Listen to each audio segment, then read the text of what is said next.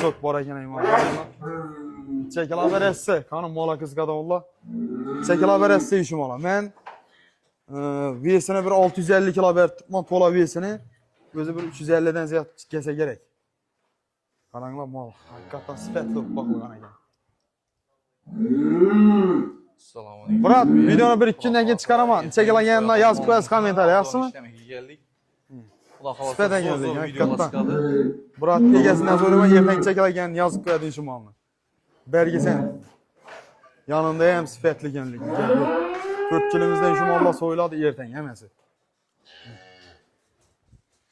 Jondan bor endi. Assalomu alaykum hammaga. Shu mollar sonliqdan keldi. Eng so'yladigan molimizni obzor.